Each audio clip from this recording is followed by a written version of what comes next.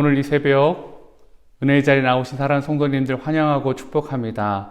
우리 다 같이 사도신경을 고백함으로 새벽 예배를 시작하도록 하겠습니다. 함께 고백하시겠습니다.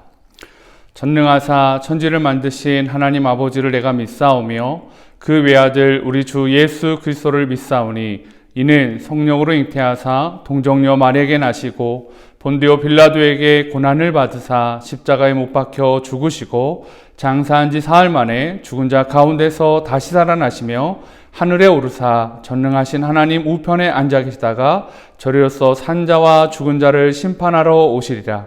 성령을 믿사오며 거룩한 공회와 성도가 서로 교통하는 것과 죄를 사하여 주시는 것과 몸이 다시 사는 것과 영원히 사는 것을 믿사옵나이다. 아멘. 오늘 우리가 함께 은혜 나눌 말씀은 다니엘서 6장 16절부터 28절 말씀입니다. 이 중에서 16절부터 24절까지 제가 봉독하여 드리겠습니다. 이에 왕이 명령하매 다니엘을 끌어다가 사자굴에 던져 넣는지라. 왕이 다니엘에게 이르되 내가 항상 섬기는 너의 하나님이 너를 구원하시리라 하니라. 이에 돌을 굴려다가 굴 어귀를 막음에 왕이 그의 도장과 귀족들의 도장으로 봉하였으니 이는 다니엘에 대한 조치를 고치지 못하게 하려 함이었더라. 왕이 궁에 들어가서는 밤이 새도록 금식하고 그 앞에 오락을 그치고 잠자기를 마다하니라. 이튿날에 왕이 새벽에 일어나 급히 사자굴로 가서 다니엘이 든 굴에 가까이 이르러서 슬피 소리질러 다니엘에게 묻되 살아계시는 하나님의 종 다니엘아, 내가 항상 섬기는 내 하나님이 사자들에게서 능히 너를 구원하셨느냐 하니라. 다니엘이 왕에게 아뢰되 왕이여 원하건대 왕은 만수무강하옵소서. 나의 하나님이 이미 그의 천사를 보내어 사자들의 입을 봉하셨으므로 사자들이 나를 상해하지 못하였사오니 이는 나의 무죄함이 그 앞에 명백함이오며 또 왕이여 나는 왕에게도 해를 끼치지 아니하였나다 하니라. 왕이 심히 기뻐서 명하여 다니엘을 굴에서 올리라 하매 그들이 다니엘을 굴에서 올린즉 그의 몸이 조금도 상하지 아니하였으니 이는 그가 자기 하나님을 믿음이었더라. 왕이 말하여 다니엘을 참소한 사람들을 끌어올게 하고 그들을 그들의 처자들과 함께 사자굴에 던져 넣게 하였더니 그들이 굴 바닥에 닿기도 전에 사자들이 곧 그들을 움켜서 그 뼈까지도 부서뜨렸더라. 아멘. 오늘은 공경에 처한 다니엘의 이야기가 성경에 나오고 있습니다. 다니엘은 총리들과 고관들의 모략에 빠져서 사자굴에 던져지는 위험에 노출되었습니다. 사자굴에 던져지지 않으려면 그가 하루에 3번씩 기도했던 것을 30일만 멈추면 되는 것입니다. 아니면 문을 닫고 또 조용히 묵상으로 기도할 수도 있었을 것입니다. 그런데 다니엘은 이러한 어떤 편법이나 수단을 바꾸지 아니하고 조용히 기도하는 것도 아니고 여전히 늘 자신이 했던 방법으로 하나님께 기도하며 감사를 올려드렸습니다. 저는 이 부분을 보면서 하나의 생각을 좀 해보게 되었습니다. 총리들과 고관들이 다니엘을 함정에 빠뜨리기 위해 책략을 짠 것이라면 이 다니엘의 기도로 그를 올가매는 것뿐이었습니다. 그렇다는 것은 그들에게는 다니엘의 기도를 멈추지 않을 것이라는, 다니엘의 기도를 멈추지 않을 것이라는 확신이 있어야 이 책략을, 이 함정을 시행시킬 수 있었다라는 것이죠. 단순히 30일 동안 다니엘이 몰래 기도하는 것이 목적이 아니었다라는 것입니다. 다니엘을 사자굴에 넣어 죽게 만드는 것이 목적이었기에 다니엘의 행동을 정확하게 예측하고 점검하고 다니엘이 그렇게 할 거라는 확신 가운데 이 계책을 펼쳤던 것입니다. 그렇다는 것은 총리들과 고관들에게 보여준 다니엘의 신앙의 모습이 어떠한지를 한 번 더 생각해 보게 하는 것 같습니다. 어떻게 삶을 살았기에 세상에서 세상 사람들도 모두가 인정할 수 있는 자신을 제거하고자 하는 그런 정적들에게까지도 이러한 신앙의 모습을 보여줄 수 있었을까요? 분명한 것은 쉬운 일은 아니다라는 것이었습니다. 우리가 보는 것과 같이 정직하게 이용당하기 쉬운 이런 정적에게 이용당하기 쉬운 약점이 될 수도 있기 때문이었습니다. 그러나 다니엘은 기꺼이 세상의 불이익을 감수하려는 모습을 보여줍니다.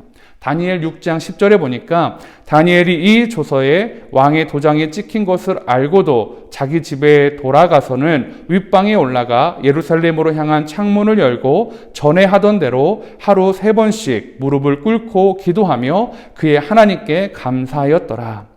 다니엘은 하나님에 대한 신앙을 지키기 위해서 기꺼이 세상의 불이익을 감수하는 사람이었습니다. 이 일을 통해 다니엘은 결국 다른 총리들과 고관들의 그 의도대로 사자굴에 던져지게 되는 것이고요.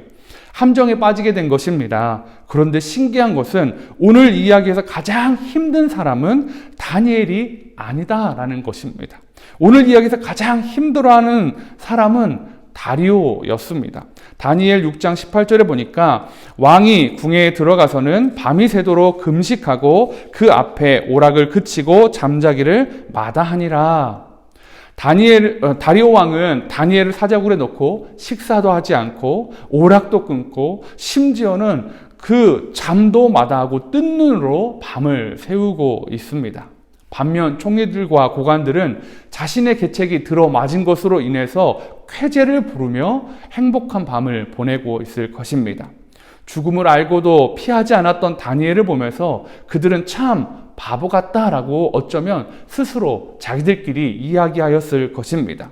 다니엘이 사자굴에 들어간 그 밤에 다리오는 고통의 밤이었고 고관들은 승리에 도취된 밤을 보내었습니다. 그런데 다음 날 뜬 눈으로 밤을 지새운 다리오가 새벽에 다니엘이 갇혀있는 사자굴 앞에서 다니엘을 부르면서 이제 그 놀라운 변화가 시작이 됩니다. 그의 목소리는 수면 부족과 자괴감 그리고 슬픔으로 인해 갈라지는 목이 메는 소리였을 것입니다. 다니엘아, 다니엘아. 평상시에 위험 있고 두려움 것이 없는 왕의 목소리가 아니었다라는 것이죠. 그런데 사자굴 안에서 너무나도 평안하고 당당한 목소리가 들려옵니다. 당연히 다니엘의 목소리입니다. 다니엘은 하나님께서 사자의 입을 막으시고 자신을 보호하여 주셨고 지난 밤에 평안으로 밤새 지냈다라고 고백을 하고 있습니다. 이제 왕은 그의 사랑하는 신하 다니엘을 위해 그리고 자신을 이처럼 궁지에 몰아넣어 수면 부족과 초조함으로 밤새게 만들었던 신하들과 그의 가족들을 다니엘이 있던 사자굴에 집어 넣으라고 명령을 내립니다. 사자굴에 들어간 총리들과 고관들의 가족과 그들은 땅에 닿기도 전에 그들은 죽음을 맞이하게 되었습니다. 그들에게는 입을 막아줄 신도 또 그들을 신임할 수 있는 왕도 없었다라는 것이죠. 새벽 다리오 왕은 다시 평안을 찾았고 총리와 고관들은 승리를 빼앗기고 슬픔과 심판을 받는 그런 일이 발생하게 되었습니다. 오늘 이 이야기를 보면서 좀 한 가지 이상한 점을 여러분과 나누려고 합니다.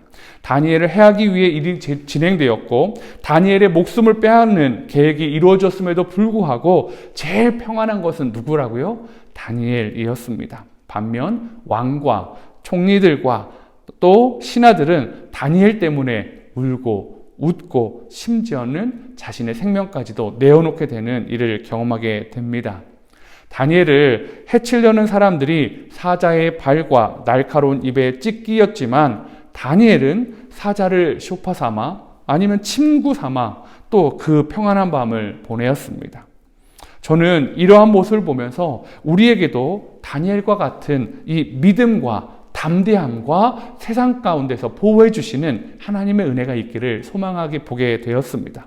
제가 제자반을 시작하면서 직장에서 술자리를 끊기로 결단한 집사님이 계셨습니다. 근데 제가 보니까요, 이게 단순히 술자리가 아니더라고요. 이 술자리는 무엇이냐면 승진의 라인이었고 또 정보의 라인이었고 관계의 라인이어서 편하게 직장 생활을 할 수 있는 황금키와 같았습니다. 그런데 그 모든 것을 정리하겠다라고 하는 거죠.